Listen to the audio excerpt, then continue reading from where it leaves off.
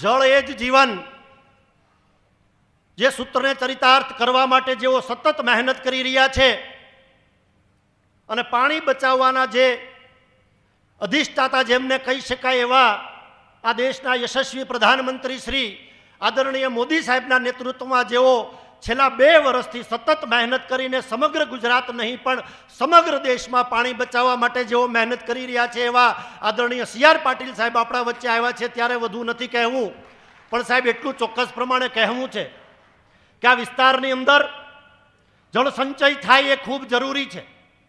2017થી લઈને 22 સુધીમાં વિધાનસભાનું એક પણ બજેટ સેશન એવું નહીં ગયું હોય કે જેમાં પાણી બચાવવા માટેની વાત મેં આ બધાના સહકારથી ત્યાં ન કરી હોય, પણ તેમ છતાં પણ ઘણા બધા કામો થયા અને હવે ઘણા બધા કામો થવાના છે. અને મને એમ લાગે છે કે કુદરતે પાણી બચાવવા માટે આપને યોગ્ય રીતે આપના નસીબમાં લખ્યું છે, આપને ભાગ્યશાળી બનાવ્યા છે, એટલે કદાચ હવે સમગ્ર ગુજરાત સહિત સમગ્ર ગુજરાતમાં કામો થઈ રહ્યા છે. મને બરાબર ખબર છે મારું કામ આપને સત્કારવાનું છે, આપનું સ્વાગત કરવાનું છે, એટલે વધુ વાત નથી કરવી. પણ સાહેબ એક બાબતે આપનું ધ્યાન દોરવું છે.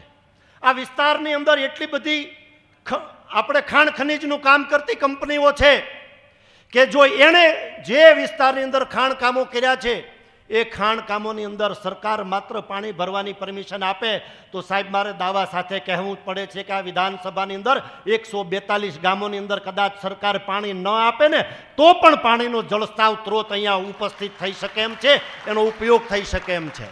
મેં આપને રસ્તામાં વાત કરી એટલે આપને વિનંતી કરું છું કે આગામી સમયની અંદર આ બાબતમાં યોગ્ય કરવામાં આવે. અને એવું જ એક સાહેબ એક મહત્વનું કામ છે કે જ્યારે રાજકોટને પણ જરૂર પડી છે ત્યારે રાજુલા ધાતરવડી 1 અને રાજુલા ધાતરવડી 2 ડેમમાંથી ટ્રેન અંતર્ગત રાજકોટ જેવા મહાનગરને રાજુલાએ પાણી પૂરું પાડ્યું છે.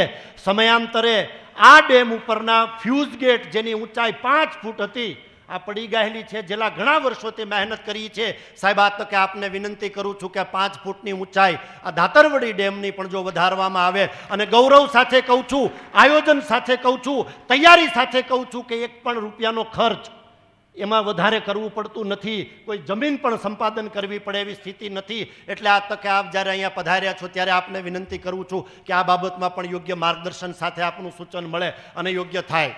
છેલ્લી વાત સાહેબ કરવી છે.